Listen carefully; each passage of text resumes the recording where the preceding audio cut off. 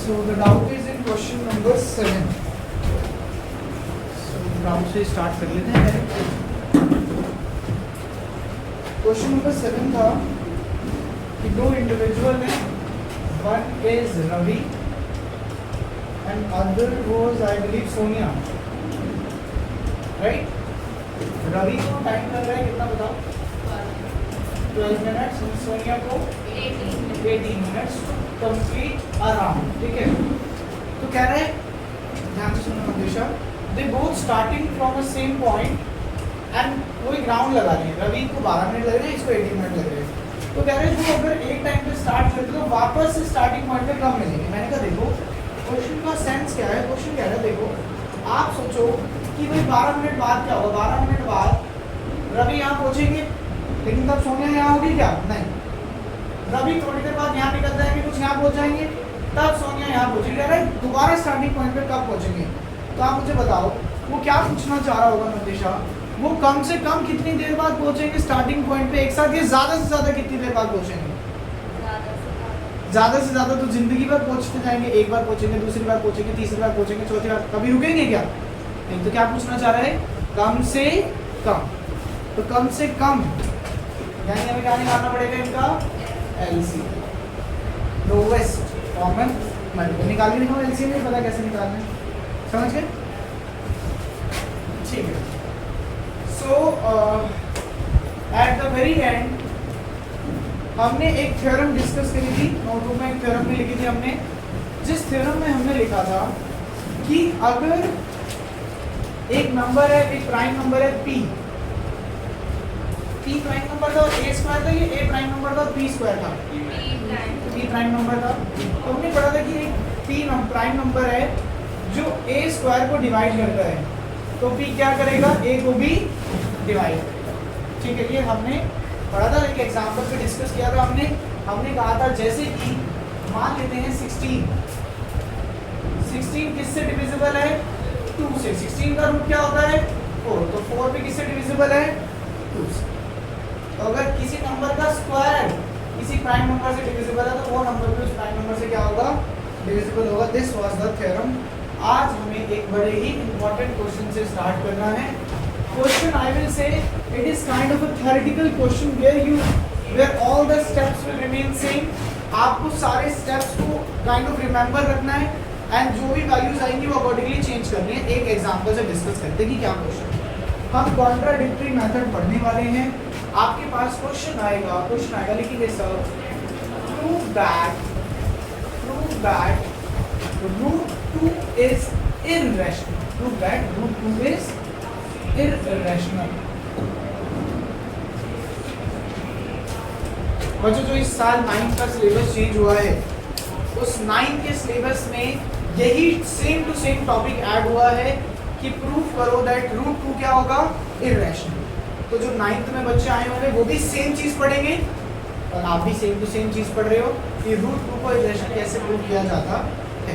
तो मैंने कहा हम इसके लिए यूज करने वाले हैं कॉन्ट्राडिक्टरी मेथड. क्या कॉन्ट्राडिक्टरी मेथड है? क्या प्रूव करना है? इररेशनल. तो आप लिखेंगे let us assume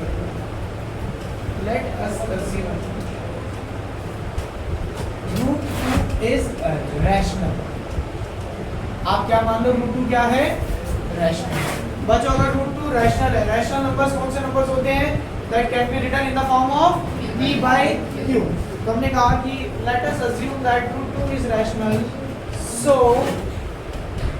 it can be written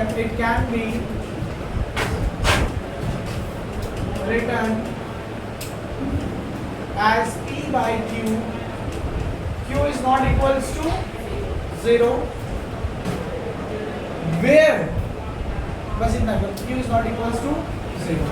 आप यहाँ लिखेंगे root 2 is equals to P by Q. Root 2 is equals to P by Q और ब्रैकेट में बताएंगे P and Q are coprime. इसकी सारी कहानी ना इस स्टेटमेंट पे अड़ी हुई है. इस स्टेटमेंट पर P एंड Q आर को प्राइम. बच्चों को प्राइम क्या होते हैं? बिल्कुल. को प्राइम नंबर्स वो नंबर्स होते हैं जिनका हाईएस्ट कॉमन फैक्टर या बोलो ओनली कॉमन फैक्टर 1 होता है, यानी 1 के सिवा कोई भी ऐसा नंबर नहीं होगा जो इन दोनों का फैक्टर हो, इन दोनों को डिवाइड करे। ऐसे नंबर्स को क्या कहा जाता है?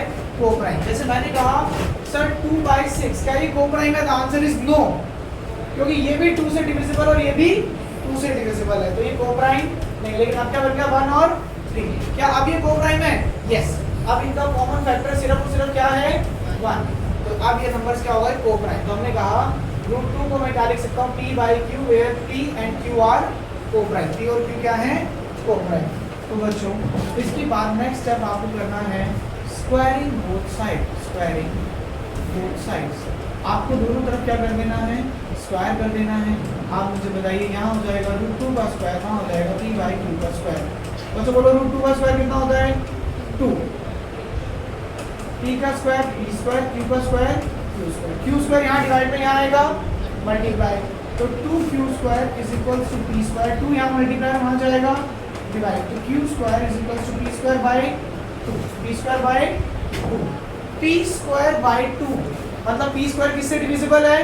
2 से। किससे डिविजिबल है? 2 से। तो मैंने कहा सो P square is divisible by 2। P square is divisible by 2। बच्चों अगर P स्क्वायर किसी भी नंबर का स्क्वायर अगर किसी प्राइम नंबर से डिविजिबल होता है तो वो नंबर भी उस प्राइम नंबर से क्या होता है? डिविजिबल। तो मैंने कहा सो P square is divisible by 2, therefore P is also divisible by 2। P is also divisible by 2। अगर P स्क्वायर 2 से डिविजिबल है तो P भी क्या हो जाएगा? 2 से डिविजिबल हो जाएगा। अब 2 से डिविजिबल यानी जो 2 के टेबल में आता है, कोई भी नंबर बताओ।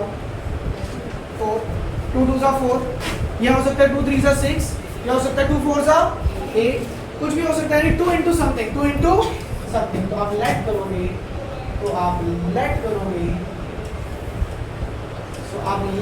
लेट करोगे क्या?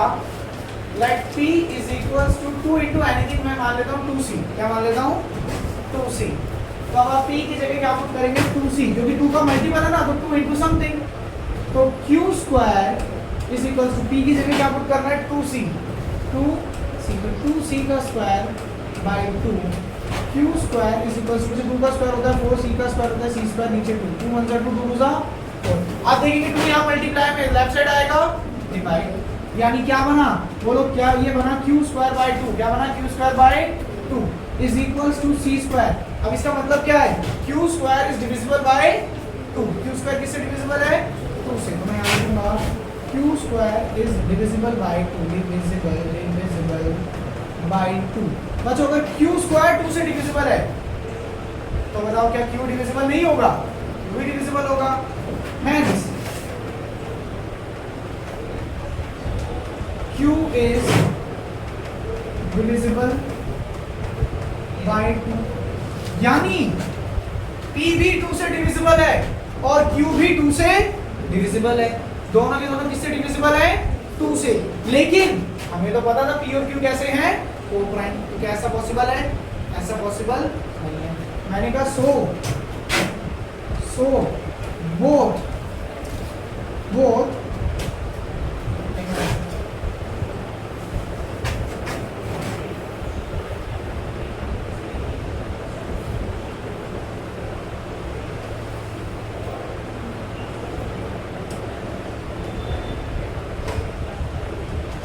तो मैंने कहा so both P and Q are divisible by 2, दोनों के दोनों किससे डिविजिबल हैं? 2 से। बट लेकिन P and Q are coprime. लेकिन P और Q तो कैसे थे? कोप्राइम। तो यहाँ पर बात क्या हो गई? कॉन्ट्राडिक्ट मतलब कुछ गलत हो जाना। तो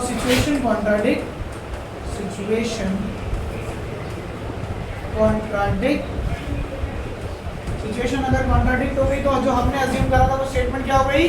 गलत। और हमने क्या अज्यूम किया था? √2 क्या है? रैशनल। तो √2 कैसा हो जाएगा? इरैशनल। कुछ बच्चे कहेंगे सर ये क्या करा दिया? मुझे मैं दोबारा समझाऊंगा ना, अभी मैं दोबारा समझाऊंगा तो फट से समझ आ जाएगा सामने। मैं आपसे सुनिए,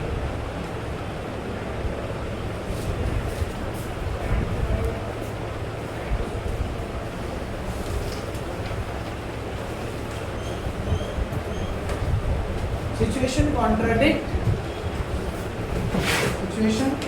contradict, hence our assumption is wrong.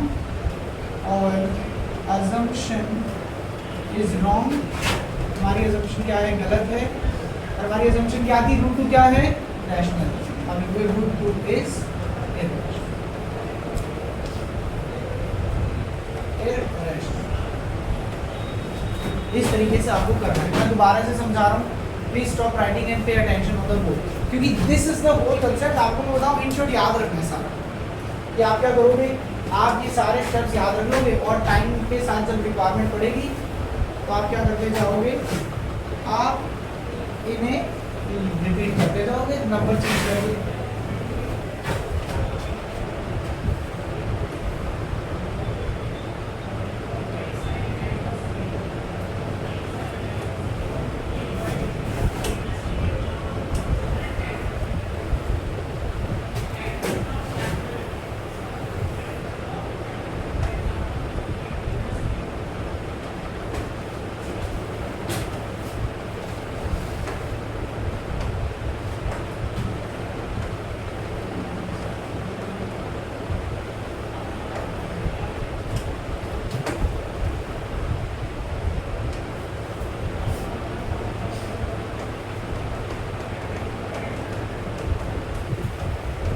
Yes, तो सबसे पहले हमें क्या करना है, जब भी हमें कहेगा, मानो मैं एग्जांपल में आपको समझा दूं, रूट 3 के लिए क्वेश्चन आ गया, prove that root 3 is irrational. तो आप क्या लिखोगे, let us assume root 3 is rational, so it can be written in the form of p by q, where q is not equals to 0। देखिए root 2 is equals to p by q, root 2 किसके equal है, p by q, where p and q are coprime, जहाँ p और q कैसे हैं, coprime. अब उसके बाद दोनों तरफ क्या कर देना है, स्क्वायरिंग, स्क्वायरिंग बोथ साइड। बोलो रूट 2 का स्क्वायर क्या होता है, 2 और p square bye q square. ये यहाँ डिवाइड है, वहाँ गया मल्टीप्लाई, उधर आया डिवाइड। 3 के लिए होता तो यहाँ पे लिखते root 3 is equals to p by q। यहाँ पे रूट 3 का स्क्वायर कितना हो जाता, 3, फिर इधर भी क्या आ जाता, 3, यहाँ मल्टीप्लाई में वहाँ जाता डिवाइड, फिर लिखते p square is divisible by 3, so p is also divisible by 3। फिर आप क्या लेट करते हैं, let p is equals to 3c, फिर 3c का स्क्वायर, 3 का स्क्वायर कितना हो जाता, 9, कैंसिल हो गया, क्या बचता, 3 इधर मल्टीप्लाई में इधर आता डिवाइड, फिर लिखते q square is divisible by 3, hence q is also divisible by 3। so लिखते both p and q are divisible by 3, but p and q are co-prime, situation contradict, our assumption is wrong, root 3 is irrational। इस तरीके से root 3 के लिए भी और root 5 के लिए भी। तो याद रखेंगे ये सारे स्टेप्स, एक एक चीज़ जो ये आप ब्रैकेट में लिख रहे हैं, चाहे आप इसे ब्रैकेट में लिख रहे हो, चाहे आप अलग से लिख रहे हो, यहाँ पे लिखा हुआ हर एक वर्ड इम्पॉर्टेंट है और उस वर्ड को भूलेंगे नहीं, याद रखेंगे। देखो आता नहीं है लेकिन आ सकता है, क्योंकि कुछ अलग थोड़ी ना करना है। जैसे रूट 2 के लिए करा वैसे रूट 7 के लिए भी करना है। आराम से देख लो, और अगर किसी भी स्टेप में लग रहा है कि कोई दिक्कत है तो पूछ लो, अदरवाइज इसके बाद रूट 5 आप करके दिखाएंगे। थोड़ा सा काइंड ऑफ आपको समझ में आ रहा होगा कि it is a little bit of routing thing, कि याद करना पड़ेगा, रटना पड़ेगा कि ये भाई प्रोसेस है, ये स्टेप्स हैं, सिर्फ नंबर रिप्लेस करना है।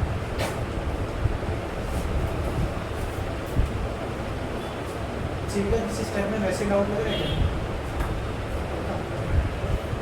क्या, सर में p की वैल्यू हो सकती है क्योंकि p 2 से डिविजिबल है, डिविजिबल मतलब 2 का ही मल्टीपल है, 2 का मल्टीपल मतलब 2 1 सा हो सकता है, 2 2 सा हो सकता है, 2 3 सा हो सकता है, 2 4 सा हो सकता है, तो 2 इंटू समथिंग, तो मैंने समथिंग को क्या मान लिया,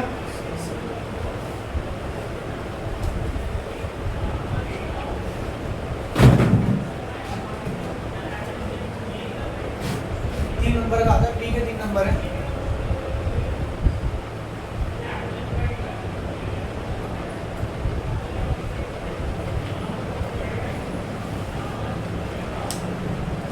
साल स्टैंडर्ड के पेपर में आया था, prove that root 3 is irrational, और बेसिक में आया था थोड़ा सा मुश्किल, अभी मुश्किल वाला भी चलिए। मुश्किल नहीं मतलब अलग बोल सकते हो, मुश्किल तो गलत बात बोल जल्दी जल्दी करो।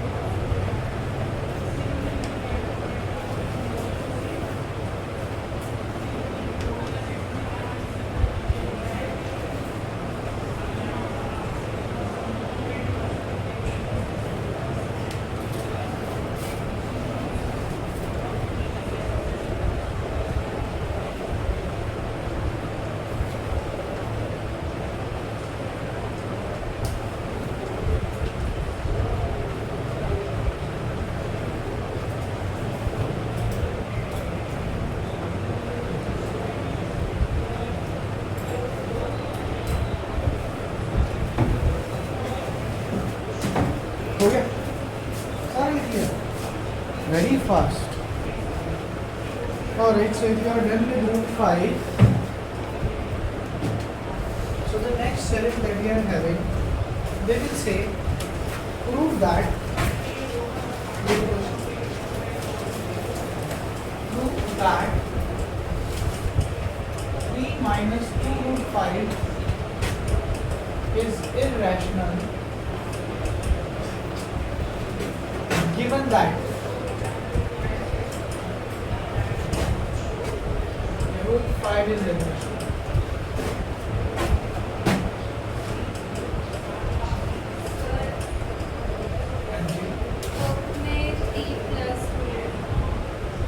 प्लस वाले करा दो सीधा चलो प्लस कर दो कोई बात नहीं मैं अपना काम तुम करना है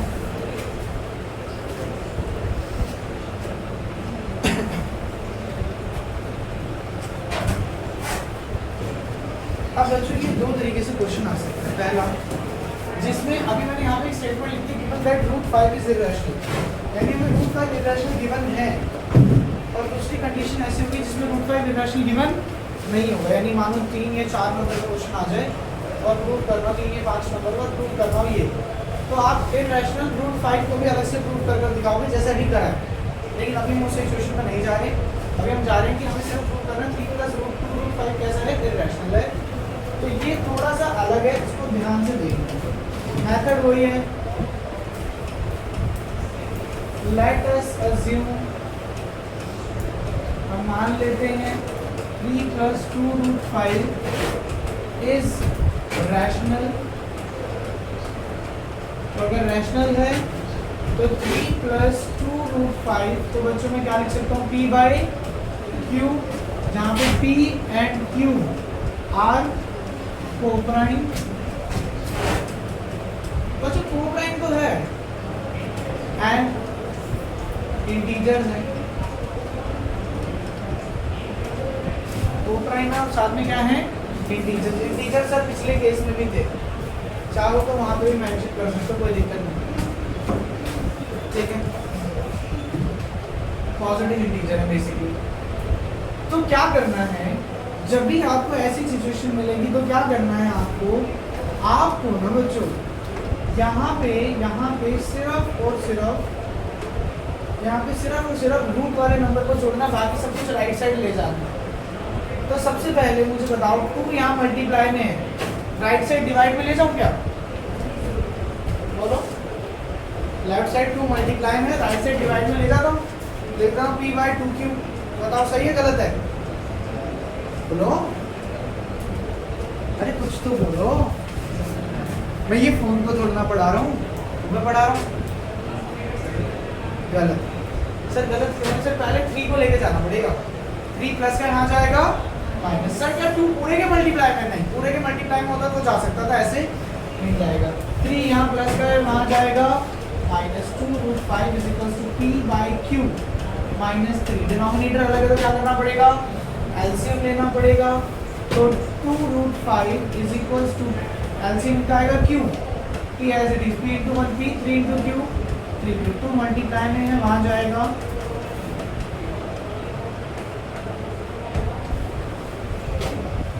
बच्चों p/q रैशनल था। एक रैशनल नंबर में से आप एक रैशनल नंबर को सब्ट्रैक्ट करोगे और रैशनल नंबर से डिवाइड करोगे, तो जो रिजल्ट आएगा वो भी कैसा आएगा, रैशनल। कैसा आएगा, रैशनल। तो ये जो नंबर आया, ये नंबर कैसा है, रैशनल। कैसा है, रैशनल। और ये जो नंबर आया, ये नंबर कैसा है, इररेशनल। कैसा है, इररेशनल। क्या एक इररेशनल नंबर रैशनल नंबर के इक्वल हो सकता है, एक इररेशनल नंबर रैशनल नंबर के इक्वल नहीं हो सकता। तो आप लिखोगे irrational is not equals to rational, ये दोनों इक्वल नहीं हो सकते। तो सिचुएशन क्या हो गई, कॉन्ट्राडिक्ट सिचुएशन,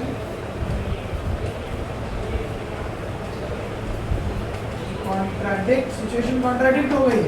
हमारी अजम्पशन क्या हो गई, गलत। हमारी अजम्पशन क्या आती है, कैसा है, so our assumption is wrong।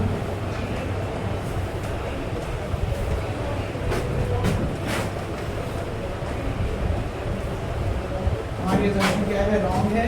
अगर अजम्पशन रॉन्ग है तो इसका मतलब क्या है, 3 + 2 √5। हमने तो अज्यूम करा था रैशनल, लेकिन गलत है। तो ये कैसा है, इज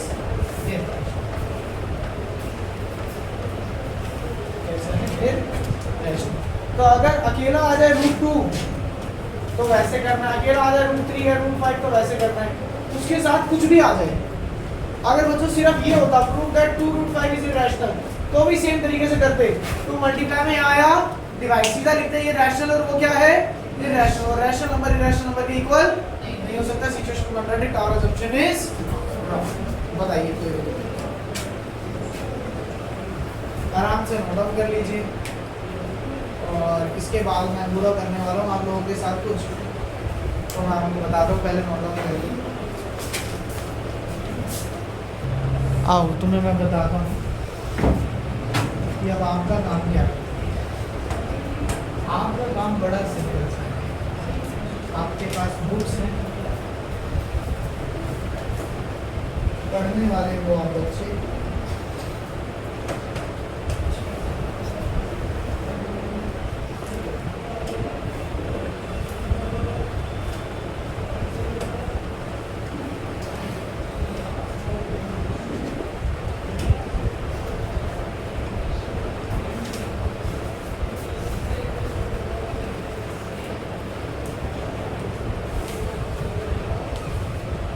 ये तो नहीं है हमारी बुक।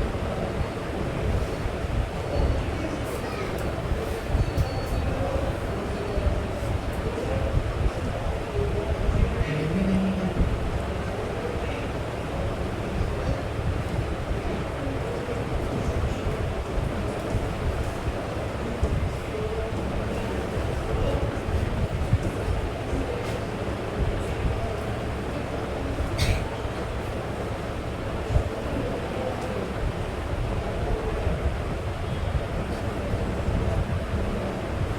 सर इसके नीचे आता है पीडीएफ लास्ट में।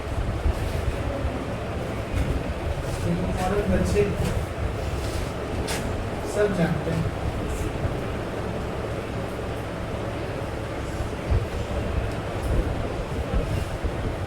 अरे ये करने के बाद ना हमारा काम बनेगा। अभी हमें ना इसमें बहुत कुछ करना पड़ेगा। तो कल से मैं एक पीडीएफ लेकर आऊँगा, आपको कुछ इसमें क्वेश्चन होंगे चैप्टर 1 के, वो क्वेश्चंस कराऊंगा तो आपको समझ में आएगा कि yes NCERT is not enough. आपको काफ़ी सारे अलग अलग क्वेश्चंस करने पड़ेंगे। पहला क्वेश्चन देखिए, prove that root 5 is irrational. क्या आपने कर लिया है? यस कर लिया है। Second question is prove that 3 + 2 root 5 is irrational. ये भी आपने कर लिया है, अपनी मर्जी से करा है तो। नेक्स्ट है prove that the following are irrational. 1/√2 1/√2 को इररेशनल कैसे प्रूव करेंगे?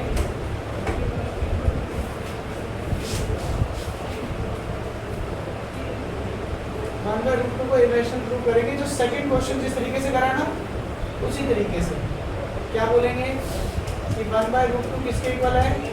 P/Q के। फिर रेसिप्रोकल कर देंगे, √2 किसके इक्वल होगा? Q/P। बोलोगे ये रैशनल है और ये कैसा है? इररेशनल। सिचुएशन कॉन्ट्राडिक्ट और assumption is not. Second part भी ऐसे होगा, थर्ड पार्ट भी ऐसे होगा। Question number 3 is entire your homework. We are done with the chapter. Homework अभी बैठकर करेंगे अटेंडेंस के बाद।